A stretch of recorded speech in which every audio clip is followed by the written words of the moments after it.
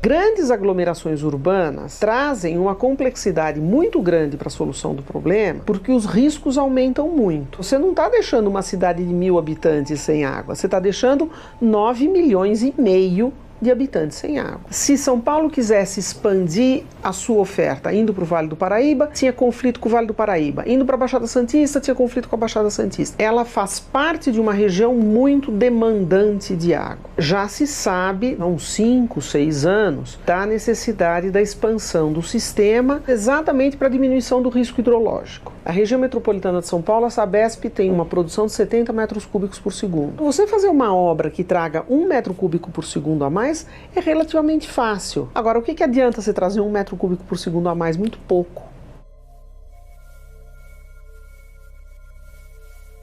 O reservatório do sistema Cantareira, cheio, tem condições de fornecer 33 mil litros de água por segundo. O sistema Guarapiranga, de 16 mil litros por segundo. E depois tem o sistema Alto Tietê, que é 10 mil litros por segundo.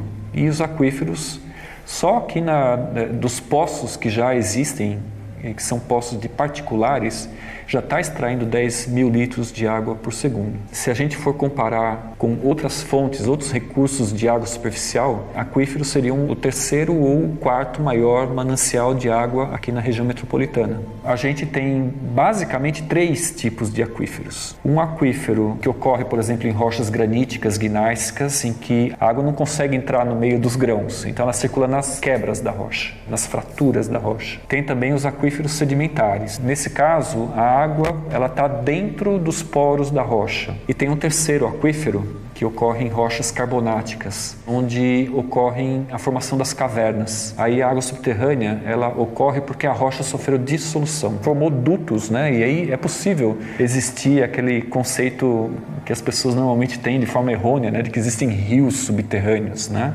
Muito mais exceção da exceção do que regra. Essa área de pesquisa que a gente está desenvolvendo aqui nasceu do fato de existir uma complexidade grande na parte do gerenciamento de problemas ambientais que existem em regiões industriais antigas. Nessa região industrial de Jurubatuba, ela é complexa porque várias indústrias, numa área relativamente grande, se utilizaram de solventes industriais utilizados para fazer desengraxe de peças, né, que são os compostos solventes clorados. Eles são extremamente eficazes para resolver problemas de limpeza de qualquer coisa. Entretanto, eles são extremamente tóxicos, né, carcinogênicos, que torna ainda mais complicada a situação do Jurubatuba e que aí ganha um interesse científico bastante grande, é que a circulação da água subterrânea em rochas que são fraturadas, ela é bem mais complexa de se entender do que se a rocha ou o sedimento tiver porosidade intergranular. Nós não temos uma noção exata qual que é o sentido do fluxo da contaminação. Então fica bastante difícil em rochas fraturadas de fazer qualquer prognóstico para onde a água vai, por quanto tempo o contaminante vai estar presente dentro do aquífero e, eventualmente, se não vai existir algum usuário de água ainda longe do local que possa estar bombeando água contaminada.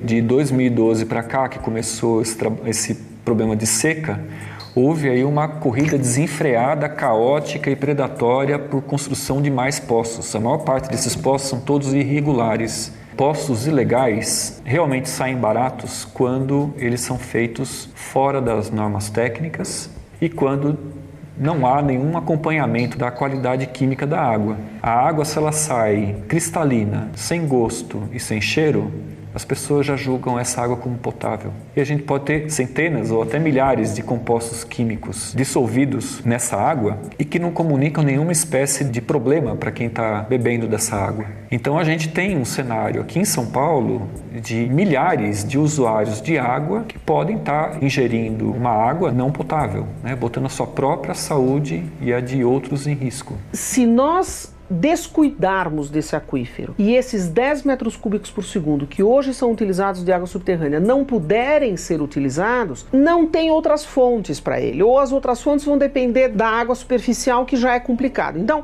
todo o projeto de expansão prevê a sustentabilidade do aquífero subterrâneo da forma como ele é usado hoje. Ele ainda permite expansão, mas ele é um aquífero de baixa produtividade. Eu não me atrevo a entrar na área de água subterrânea que não é minha, mas ele é um aquífero de baixa produtividade. Então esses 10 metros cúbicos por segundo são explorados a partir de mais ou menos 8 mil poços. Se nós quisermos trazer mais 5, são 4 mil poços numa proporção. O uso da água subterrânea, ele não é uma solução de larga escala, para ser, por exemplo, adotado pela Sabesp, mas ele é muito importante para usos locais. A água subterrânea é um recurso desconhecido. Sempre ocorreu uma cultura de que a resolução dos problemas é por água superficial, e existe também a ideia de que os poços fornecem vazões muito baixas, e mais recentemente também existe uma ideia também um pouco equivocada de que a água subterrânea aqui na região metropolitana de São Paulo é contaminada.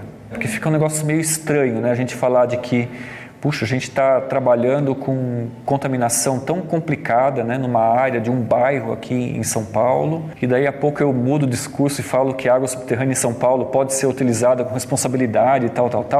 Eu acho que é muito uma questão de escala. A área do Jurubatuba, ela é relativamente pequena perto de toda a região metropolitana de São Paulo. Tem muito mais áreas que têm boas condições de qualidade de água do que áreas industriais restritas como Jurubatuba. Tanto os órgãos do Estado que fazem a gestão de recursos hídricos, como também as empresas de abastecimento público, elas têm em 99% do seu quadro técnico engenheiros que estão acostumados a trabalhar com reservatórios de água superficial. Então existe um desconhecimento de como também aproveitar do recurso hídrico subterrâneo para ajudar nos momentos de seca como a gente está vivendo agora. O caso de Jurubatuba, a água lá está contaminada, mas havendo a possibilidade da gente, de uma forma estratégica, fazer a colocação de alguns poços e que essa água seja tratada, né? O tratamento não é difícil para extrair esse contaminante, essa água ela poderia ser muito bem utilizada no abastecimento público. O aquífero na região de Jurubatuba está todo cheio de água. Essa separação entre os engenheiros e os geólogos, né? Eu acho que isso mudou muito ultimamente. Eu acho que quando isso foi uma prova, por exemplo, quando nós fizemos o primeiro plano da bacia do Alto Tietê em 2003, que foi o professor Ricardo Hirata, que fez a parte de água subterrânea, porque ali foi um reconhecimento comum nosso, né, da parte da engenharia e da parte da geologia, sobre a importância do manancial subterrâneo. Não é muito verdade que haja essa separação. Já foi.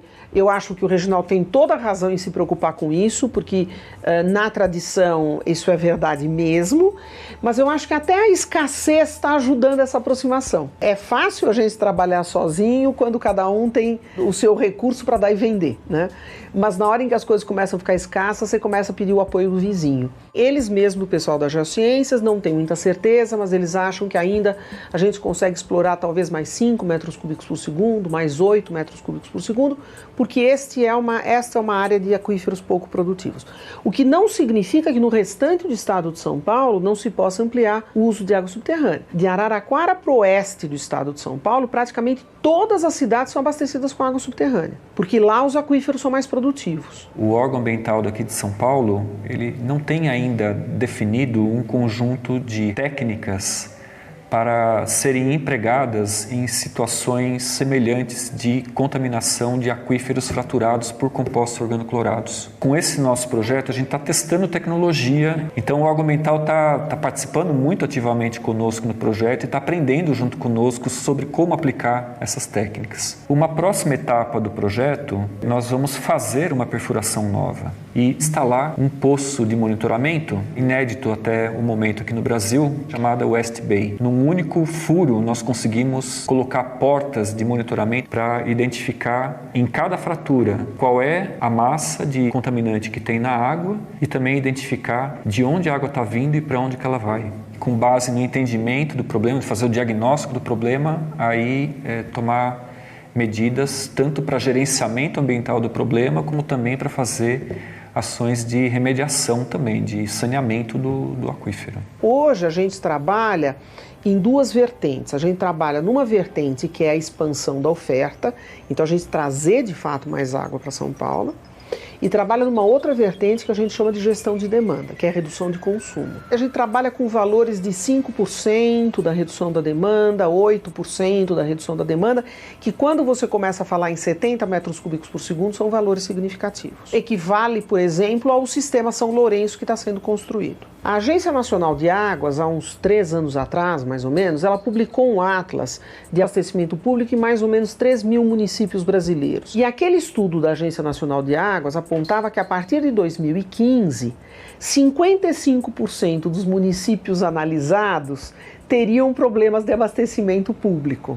Então o alerta está dado. Que essas lições sirvam para todos esses municípios. A região metropolitana de São Paulo estava nesses 55%.